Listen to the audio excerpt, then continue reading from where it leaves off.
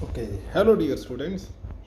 My name is Gurjot Singh and this is a lecture for 10th class, lecture number 1 of chapter metals and non-metals. ये जो chapter है इसमें हम metals and non-metals के बारे में पढ़ेंगे. Metals जो non-metals है उनकी स्टडी करेंगे हम इस चैप्टर में. ओके ये आपका बुक का NCERT की बुक का 3rd चैप्टर है और जो पंजाब बोर्ड से बच्चे बिलोंग करते हैं उनकी अगर वो पंजाबी मीडियम में हैं तो उनका भी ये 3rd चैप्टर ही है. Okay this chapter is basically basis on the अपना क्या कहते हैं उसको metals and non metals. Okay first of all what is metals and non metals. Metals and non metals को समझने के लिए हमें पहले थोड़ा सा इसकी बैकग्राउंड में जाना पड़ेगा. Background means we have to go in the background of this chapter. जब हम 9th क्लास में थे तो तब हमने एक चैप्टर पढ़ा था atoms and its structure. What are atoms हमने पढ़ा था. The atoms the spherical substance और tiny particle which can not further dissociate. इसको हम फर्दर डिसोशिएट नहीं कर सकते और जो स्मॉल पार्टिकल है उसको हम क्या कहते हैं मेटल्स एटम कहते हैं. अनदर डेफिनेशन थी in the atom there is a positive nucleus charge and the electron revolving around the nucleus. मतलब जो एटम होता है उसमें एक पॉजिटिवली चार्ज न्यूक्लियस होता है और उसके इर्द गिर्द इलेक्ट्रॉन्स घूमते हैं. ओके ये तो था पिछले चैप्टर के बारे में था. लेकिन अगर हम इस चैप्टर के बारे में बात करें तो बेसिकली जब हम एटम को करते हैं क्लासीफाई करते हैं तो उसके बाद जो एटम्स होते हैं डिफरेंट एटम्स होते हैं उनकी डिफरेंट प्रॉपर्टीज. डिफरेंट एटम्स हैं डिफरेंट प्रॉपर्टीज. तो बेसिकली एटम्स को 2 पार्ट्स में क्लासीफाई किया जाता है metals and non metals. Okay the metals are in the modern periodic table जो आप 5th चैप्टर इस 5th चैप्टर में पढ़ेंगे. जो मॉडर्न पीरियोडिक टेबल है उसके जो लेफ्ट साइड वाले आइटम्स है वो क्या होते हैं मेटल्स होते हैं और जो राइट साइड वाले आइटम है वो होते हैं नॉन मेटल्स. ये बात हुई एक तरह से किताबी बात हुई और हम आपको एक बुक्स की तरह से और एक थ्योरी की तौर से पढ़ा रहे हैं. लेकिन मैं अगर आपको एक प्रैक्टिकली बताऊं मेटल्स क्या होते हैं और नॉन मेटल्स क्या होते हैं तो अगर आपके पास कोई ऐसी चीज़ है जैसे कोई लोहे की चीज़ है और अगर उसको आपको नीचे गिरा दे किसी सॉलिड सरफेस पे गिरा दे तो वो एक टन की आवाज़ आती है. The thing which fall on the surface और a solid surface then it sound like a bell that is called metal. जैसे हमने क्लास 8th में पढ़ा था जो मेटल्स होती हैं वो साउंड प्रोड्यूस करती हैं जब वो गिरती हैं और नॉन मेटल्स अगर हम किसी लकड़ी के टुकड़े को किसी नीचे गिरा दें तो वो साउंड प्रोड्यूस नहीं करते. That means non metals do not produce the sound when fall on the solid surface. Okay in this class in previous class 9th you learned about various elements. जैसे हमने बात की अपने कई एटम्स के बारे में बात की. you have seen that the elements can be classified as metal and non metals. हम उनको 2 तरीके से कर सकते हैं. जैसे कि मैंने अभी बात की think of some use of metals and non metals in your daily life. जैसे कि हम यूजेस की बात करें तो मेटल्स जैसे उनकी हम वायर्स होती हैं उनको हम जब हीट को वहाँ पर ट्रांसफ़र करनी होती है जैसे हमारा कोई पैन है कोई फ्राइंग पैन है कोई कढ़ाई है उस जगह पर हम जहाँ पर इलेक्ट्रिसिटी ट्रांसफ़र करनी होती है और हीट ट्रांसफ़र करनी होती है वहाँ पर हम जहाँ मेटल्स का यूज़ करते हैं. नॉन मेटल्स हम वहाँ पर यूज़ करते हैं जहाँ पर हीट ट्रांसफ़र नहीं करनी होती. जैसे कि कोई दीवार कोई गेट है डोर है उसमें हम लकड़ी का लगाते हैं दरवाज़ा लगाते हैं ताकि वहाँ से हीट ना ट्रांसफ़र हो. जैसे कि कोई फ्राइंग पैन ही रख लीजिए उसके जो होता है हत्थी होती है उसमें हम उसको प्लास्टिक का लगाते हैं ताकि वहाँ से हीट ट्रांसफ़र ना हो और हम इजीली उसको उठा सकें. आप अपनी डेली लाइफ में और भी मेटल्स एंड नॉन मेटल्स की बारे में सोच सकते हैं। Okay, what properties did you think of while categorizing these element as metal और नॉन मेटल? इसके बारे में आप और भी प्रॉपर्टीज़ में बारे जान सकते हैं, अपने आले दुआले कुछ ना कुछ बना सकते हैं। हम अब मेटल्स की बात कर रहे हैं, तो फिजिकल प्रॉपर्टीज़ की बात करें तो मेटल्स, तो metals is easy way to start grouping of substance by comparing their physical properties। हम उनकी फिजिकल प्रॉपर्टीज राजे दो तरह की होती हैं, physical properties and chemical properties. Physical properties वो होती हैं जो हम देख सकते हैं, महसूस देख सकते हैं अपनी आँखों से, एक तरह से उसका फिजिकल अपीयरेंस होता है। और केमिकल प्रॉपर्टीज वो जो होती हैं जो उनकी रिएक्शंस के तौर पे चलती हैं। ओके, तो हम फिजिकल प्रॉपर्टी के बेसिस पे मेटल्स को डिफाइन करते हैं। उसके लिए हम एक्टिविटीज़ के सहारा लेते हैं। जैसे हमारी एक्टिविटी है 3.1 में क्या है, take a samples of iron, copper, aluminium and magnesium. आपको मैग्नीशियम तो नहीं मिलेगा आपके घर में, लेकिन आयरन और कॉपर और एल्यूमिनियम मिल जाएगा। Note the appearance of each sample, आप उसकी अपीयरेंस को देखिए, उसके बारे में लिखिए। और clean the surface of each bye rubbing them with any sand paper. मतलब आप किसी वो जो एल्यूमिनियम का होगा कुछ टुकड़ा होगा, जो आपके पास कॉपर का होगा, उसको आप रेगमार होता है जो उसके साथ रब कीजिए, तो आप देखेंगे कि कई तो मेटल पहले ही शाइन कर रही होंगी। Metal in their pure state having shiny nature. जो मेटल्स होती हैं उनका क्या होता है, शाइनी नेचर होता है, वो शाइनी प्रॉपर्टी होती है एक तरीके की उनकी। और इसको हम क्या कहते हैं, इसको हम मेटालिक लस्चर कहते हैं।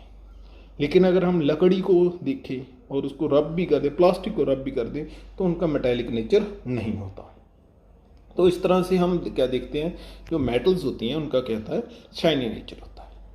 ओके, अब आती है बारी 3.2 की, activity number 3.2, take a small piece of iron, copper, aluminium and, तभी इसी तरह से है, try to cut these metal with sharp knife. आप उनको शार्प नाइफ से, एक काचू से कट करके देखिए। नोट योर ऑब्जर्वेशन, आप कट नहीं कर पाएंगे। Hold piece of sodium metal और with the pair of tong. उसके बाद एक सोडियम मेटल, जब आप कहीं किसी प्रैक्टिकल, जब आप किसी लैब में होंगे, केमिस्ट्री लैब में होंगे, तब आपको सोडियम मेटल मिलेगी। अब उसको क्या करें, उसको कट करके देखें तो वो कट हो जाएगी। Put it on the watch glass and try to cut with knife, what you observe. तो आप लोगों ने ऑब्जर्व करेंगे जो सोडियम मेटल है वो तो कट हो जाएगी, लेकिन जो आयरन है, जो कॉपर आपके घर में मिल जाती है, वो कट नहीं होती। तो you will find that metal will generally hard, जो मेटल है वो क्या होती है, जनरली हार्ड होती हैं, लेकिन हार्डनेस क्या है, वेरी करती है। जैसे कि सोडियम कट हो जाता है, लेकिन आयरन, एल्यूमिनियम जैसे मेटल्स नाइफ से, हम कांचू से नहीं कट कर सकते। अब आ जाए, ओके, अब हम बात करते हैं एक्टिविटी नंबर 3.3 की। Okay, take a piece of iron, zinc, और फिर उसी वही आयरन और जिंक वगैरह जो भी आपके घर में कॉपर का कोई भी पीस एक ले लीजिए। टेक प्लेस, मतलब आप कॉपर का कोई पीस ले लीजिए और आयरन का पीस, यही मिल जाएंगे आपके घर पे। Place any one metal in the block of iron and strike with 4 or 5 times with hammer. तभी उसे किसी और मेटल के ब्लॉक, जैसे कि कोई पत्थर पे या फिर किसी कोई जो भार तोलने वाले होते हैं, वट्टे होते हैं, उन पे रख लीजिए और उसे हैमर से स्ट्राइक कीजिए। Then strike with the hammers, repeat with other metals. जब आप किसी और मेटल, जैसे पहले आप आयरन के साथ कर लीजिए, फिर से कॉपर के साथ कर लीजिए, तो record the change in the sharp shape of these metal. आप क्या चेंज शेप करेंगे, मतलब नोट करेंगे। You will find that some of metals can be beaten into thin sheets. इनमें से कुछ शीट्स क्या, जो मेटल्स है वो क्या हो जाती हैं, चपटी हो जाती हैं, ठीक है, वो एक शीट में चेंज हो जाती हैं। This property is called malleability. इसको क्या कहते हैं, मेलेबिलिटी। इसी तरह से हम गोल्ड एंड सिल्वर क्या होती है, मेलेबल होती है, तभी हम गोल्ड एंड सिल्वर की ज्वेलरीज बना पाते हैं। Okay, consider 3.4 activity, consider some metals just like वही आयरन और कॉपर एंड उनको क्या है, उनकी अवेलेबल वायर्स, आप उनकी वायर्स के तौर पे देखिए। जैसे आयरन की भी आपको वायर्स मिल जाएंगी, कॉपर की भी मिल जाएंगी, एल्यूमिनियम की मिल जाएंगी। जब मेटल्स हैं, सभी मेटल्स हैं, और मेटल्स की क्या मिल जाती है, wires. This ability of metal to form wire is called ductility. इसको हम क्या कहते हैं? डक्टाइलिटी। वो होती है डक्टाइलिटी। ओके, डक्टाइलिटी में क्या होता है, जो मेटल्स है उसको हम वायर्स बना सकते हैं। इसमें ये एक वो है, सरप्राइज करने वाली बात है कि जो गोल्ड है वो एक मोस्ट डक्टाइल मेटल है। अगर हम उसकी एक वायर लें, okay, 1 gram of gold wire ले, मतलब कोई 1 ग्राम गोल्ड ले, तो हम उसको 2 किलोमीटर लेंथ तक हम उसको वायर में चेंज कर सकते हैं, just 1 gram of the gold को। ये एक बहुत ही सरप्राइजिंग बात है। ओके, उसके बाद आ जाता है, नेक्स्ट आ जाता है it is because their malleability and ductility. ये मेलेबल और डक्टाइल होने के कारण होता है। Can you name some metals they are making cooking vessels. हम कुछ मेटल्स की बात करें जो कुकिंग वेसल के जिनके कुकिंग वेसल्स बनते हैं, जिस तरह से कोई स्टील हो गया, ठीक है। डू यू नो आयरन हो गया, why these metal are use for making cooking vessels. आप उनको कुकिंग वेसल के लिए हम जैसे किसी स्टील को यूज़ करते हैं, जहाँ आयरन को यूज़ करते हैं, एल्यूमिनियम को यूज़ करते हैं, लेकिन हम कॉपर को यूज़ करते हैं, जैसे सिल्वर, हाँ, लेकिन हम ब्रास को यूज़ करते हैं, लेकिन हम लकड़ी या प्लास्टिक को नहीं यूज़ कर सकते। ओके, क्या activity? Take aluminium wire, aluminium और copper wire, clamp with this wire with stand, जैसे फिगर में दिखाया गया है, और fix a pin to the free end of the wire, heat the wire spirit lamp, candle and burner near the place where it clamped. What do you observe? Sometimes note the position that metal wire melt. आप क्या देखते हैं, अगर हम इस तरह से किसी मेटल को लें तो उसको हम हीट कर ही जाएं, जब वो एक समय आ जाएगा जब वो हीट हो जाएगी और मेल्ट हो जाएगी। The above activity show that the metal are good conductor of heat। यहाँ से हम क्या पता चलता है, जो मेटल्स है वो गुड कंडक्टर ऑफ क्या होती है, हीट होती है, जैसे मैंने पहले कह दिया था, और high melting and boiling point होते हैं। जैसे हम किसी बर्तन में, फ्राइंग पैन में जब हम खाना बनाते हैं तो वो बन जाता है, ऐसा तो नहीं होता ना बाद में पिघल जाएगा। अगर पिघल जाएगा तो फिर उसका मेल्टिंग पॉइंट कम होगा, अगर मेल्टिंग पॉइंट ही कम होगा तो फिर उस मेटल का कोई फ़ायदा नहीं होगा, तो हम खाना कैसे बनाएंगे। Okay, the best conductors of heat are silver and copper. अगर सबसे बेस्ट कंडक्टर्स की बात करें तो इसमें क्या होता है, सिल्वर एंड कॉपर जो बेस्ट होते हैं। अगर and mercury are comparatively poor conductor of heat. अगर इसी में हम बात करें लेड की और मर्करी की, ये सबसे पुअर होते हैं। Two metal also conduct electricity. Metals का इलेक्ट्रिसिटी कंडक्ट करा सकते हैं। यस, हम देखते हैं हमारे इर्द गिर्द जो वायर्स होती है, जो कॉपर की होती है, एल्यूमिनियम की होती है, उनसे हम क्या करें, इलेक्ट्रिसिटी कंडक्ट करा सकते हैं। Set up an electric wire circuit just like this, जो बना हुआ है इस फिगर में।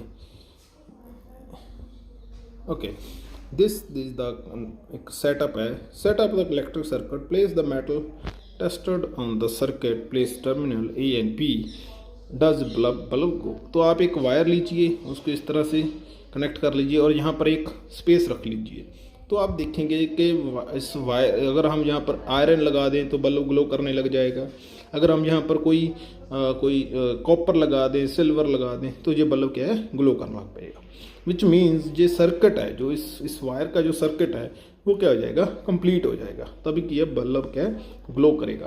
तो विच मीन्स जो इलेक्ट्रिसिटी, जो मेटल्स है वो क्या होती हैं, एक गुड कंडक्टर ऑफ इलेक्ट्रिसिटी होती है। You must have seen that the wires that carry current in the homes having coating with PVC. आप जो वायर्स होती हैं उनकी इर्द गिर्द क्या है, एक पीवीसी की लेयर होती है और rubber like material.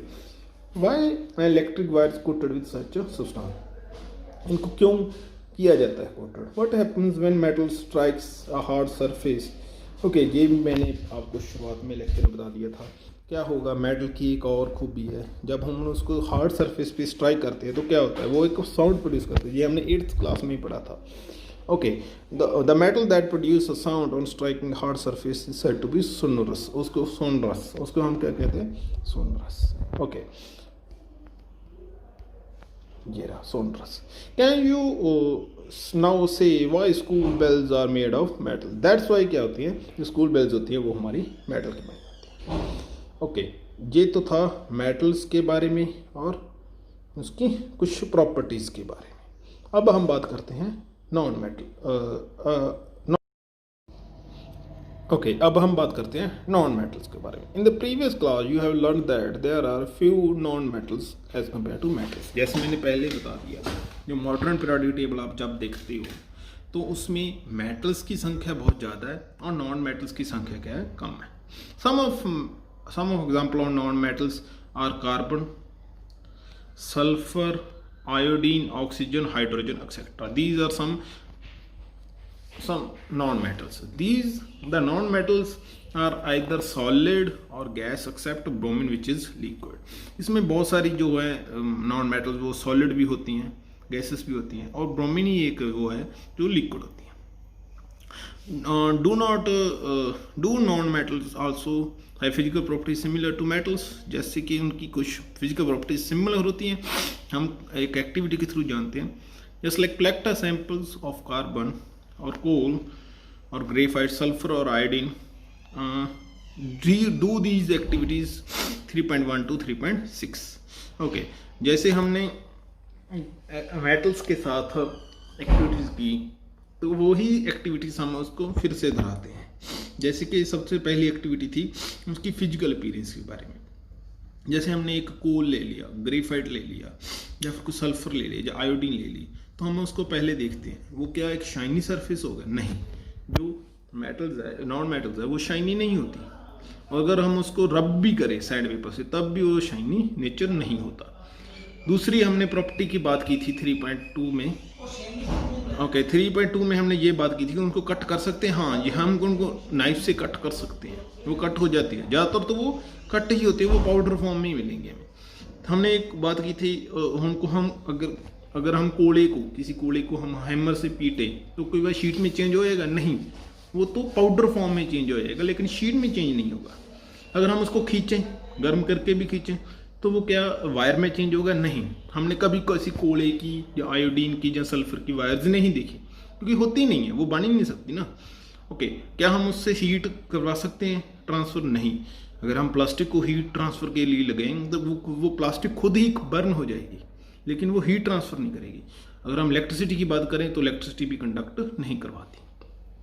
Which means अगर हम डिफरेंस की बात करें तो डिफरेंस में क्या है, जो मेटल्स है उसका जो सरफेस है वो शाइनी होता है, लस्चर वाला होता है।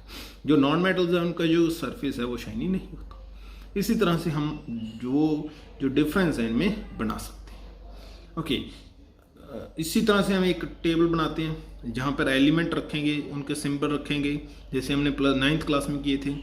उनकी सरफेस के बारे में बात करेंगे और एक टेबल बनाएंगे। On the basis observation the discuss the general physical properties of metal and non metal in class 9 you have must conclude that we cannot group elements according to their physical properties alone as there are many exceptions। okay, लेकिन ऐसा है जो सभी metals हैं उनको हम एक categorise में नहीं ला सकते।